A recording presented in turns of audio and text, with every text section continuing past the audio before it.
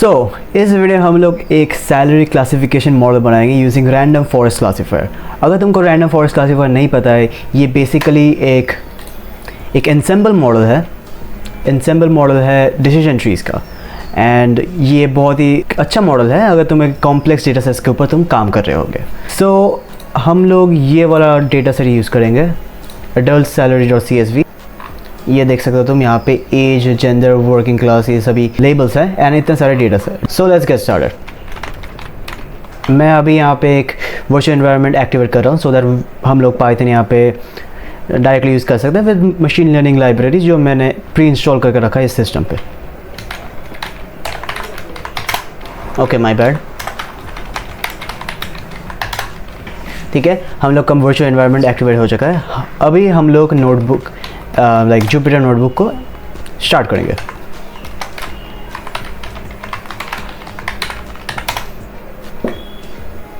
Okay, हम लोग का जुपिटर नोटबुक का सर्वर स्टार्ट हो चुका है एंड नाउ हम लोग इसको ओपन करेंगे।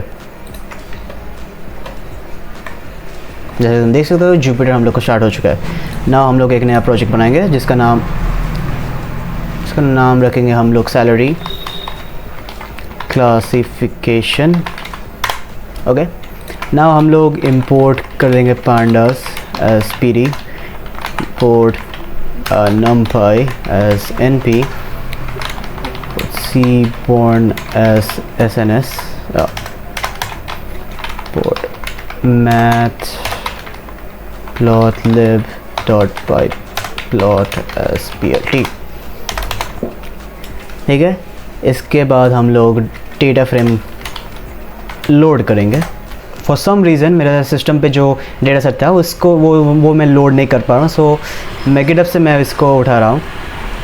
कीप इन माइंड, अगर तुम डेटा सेट कोई भी गिटहब से या कहीं ऑनलाइन से अगर तुम अपलोड करो तो यहाँ पे ब्लॉब लिख के कुछ रहेगा, तुमको इसको रॉ कन्वर्ट करना पड़ेगा, देन ओनली तुम्हारा ये लाइन एग्जीक्यूट होगा। ओके, हम लोग हेड करके फर्स्ट 5 रोज़ यहाँ पे प्रिंट करेंगे।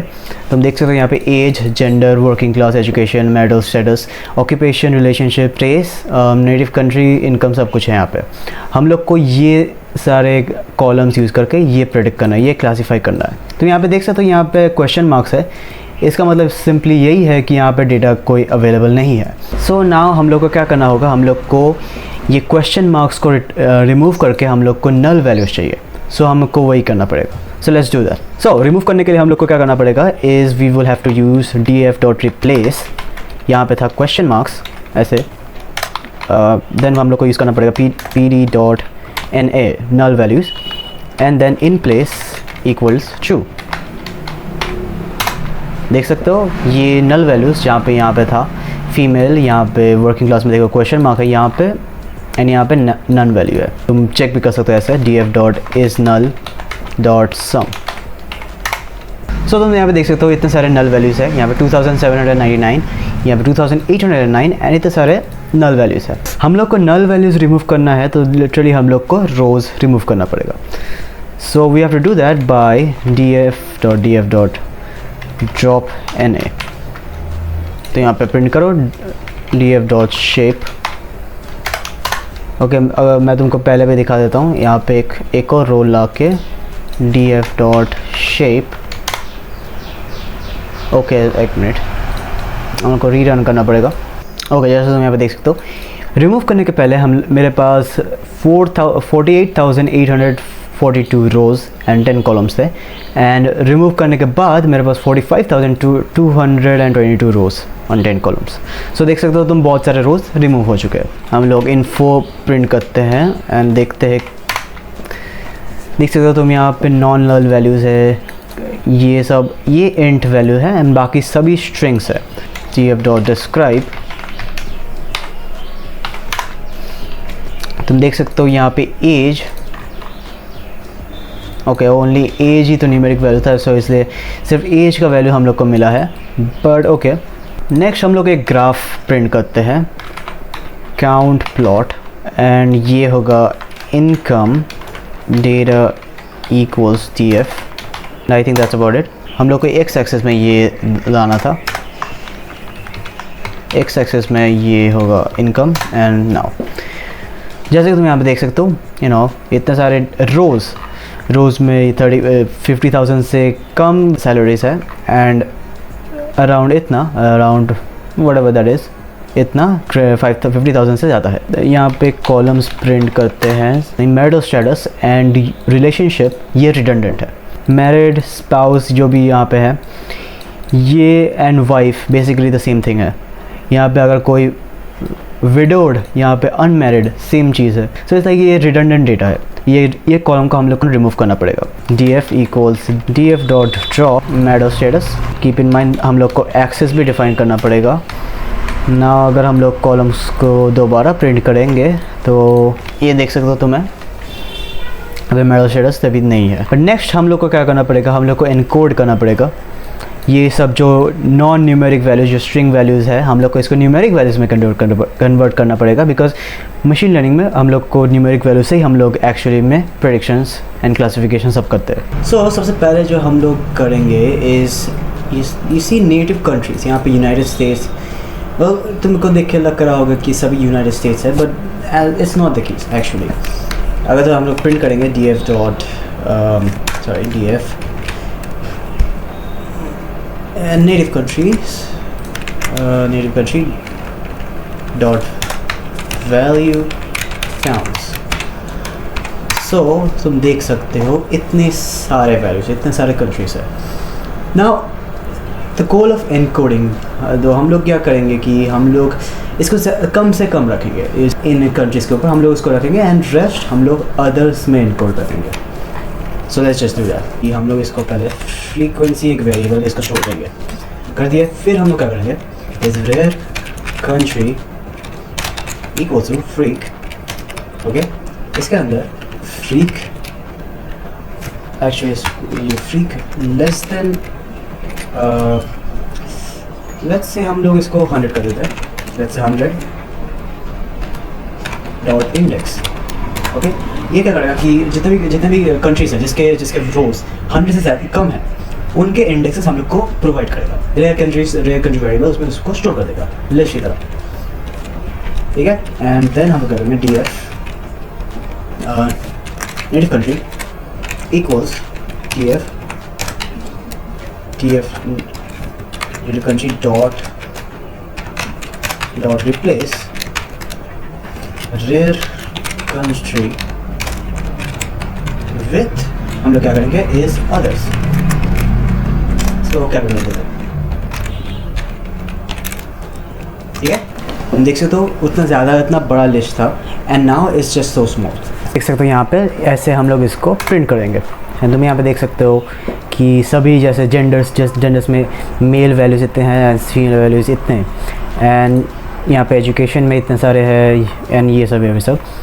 नाउ हम लोग इसको क्या करेंगे, हम लोग इसको एनकोड करेंगे यूजिंग वन हॉट एनकोडिंग। यहाँ पे देख सकते हो कि कैसे यहाँ पे लेबल एनकोडिंग है, वन हॉट एनकोडिंग है, फ्रीक्वेंसी एनकोडिंग है, एंड बहुत सारे अदर टाइप ऑफ एनकोडिंग है।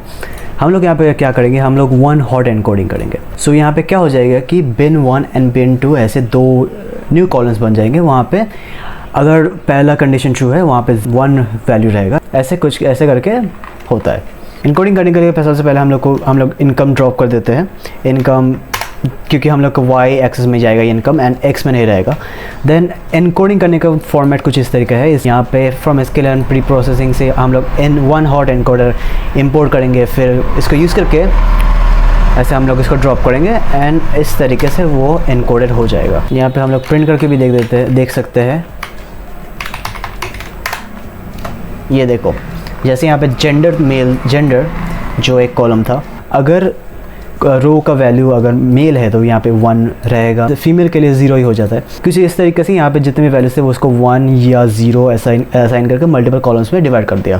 सो नेक्स्ट हम लोग मॉडल ट्रेन करेंगे from sklearn dot model selection import train test. X encoded हम लोग यूज़ करेंगे बिकॉज यहाँ पे एक्स जो था उसको हम लोग यूज़ करके एनकोडिंग करें। यहाँ पे रहेगा test size random state equals 42। Model को इंपोर्ट करेंगे from sklearn dot ensemble import random forest,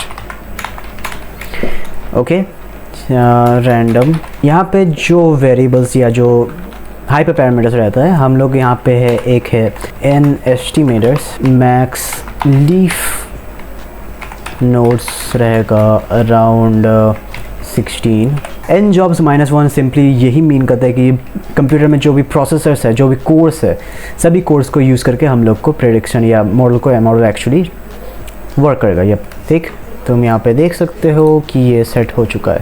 importance क्या करता है कि ये मॉडल में जो भी फीचर्स तुम फीड कर रहे हो, वो फीचर्स का कितना प्रोबेबिलिटी है, कि कितना इम्पोर्टेंस है, एक्चुअल जो फाइनल रिजल्ट जो प्रेडिक्ट हो रहा है उसके पीछे कितना इंपॉर्टेंस है, वो हम लोग को बताता है इम्पोर्टेंस। ठीक है, सो इसको हम लोग प्रिंट करके देखते हैं, एंड इसको प्रिंट करके सॉरी ये तुम देख सकते हो कि यहाँ पे जितने भी कॉलम्स है, जैसे मेल यहाँ पे इतना इम्पोर्टेंस है, एज इतना इम्पोर्टेंस है, gender like relationship not in family ये इतना इम्पॉर्टेंट है, एंड थिंग्स लाइक दैट। फिर टेस्ट करने का पहले हम लोग को क्रॉस वैलिडेशन करना पड़ेगा। So from SK learn dot model selection import cross val score A equals cross CV equals 4, then scoring हम यूज़ करेंगे accuracy print A, फिर हम लोग इसका मीन भी प्रिंट करेंगे, print mean equals A dot mean। Accuracy हम लोग को अलग से इंपोर्ट करने की कोई ज़रूरत नहीं है, बिकॉज क्रॉस वैलिडेशन के अंदर ही एक्यूरेसी स्कोर अवेलेबल है। ठीक है, सो तुम देख सकते हो यहाँ पे अगर 4 पार्ट्स में अगर हम लोग डेटा सेट को इंटायर डेटा सेट को डिवाइड करते हैं, देन ओवरऑल 80% के अराउंड हम लोग को इसका एक्यूरेसी मिलता है, एंड हम लोग इसको जब मीन करते हैं तो हम लोग को 81% का एक्यूरेसी स्कोर मिल रहा है। बहुत सारे और भी मॉडल्स ऐड करके तुम टेस्ट कर सकते हो कि कौन सा मॉडल एक्चुअली में बेस्ट है। इन माय केस ये मैं रैंडम फॉरेस्ट से ही कर रहा हूँ, तुम बाकी सब मॉडल से ज़रूर से टेस्ट कर सकते हो। वेल एक्चुअली हम लोग ने प्रेडिक्शन ही नहीं किया है। Model pred equals dot predict X train model dot pred, ये है मॉडल प्रेडिक्शन एक्सट्रेन के ट्रेनिंग डेटा के ऊपर प्रेडिक्शन हम लोग ने किया है। ये सेम चीज़ हम लोग वेल बिफोर दैट हम लोग इसका एक्चुअली एक्यूरेसी भी टेस्ट कर लेते हैं। या ओके,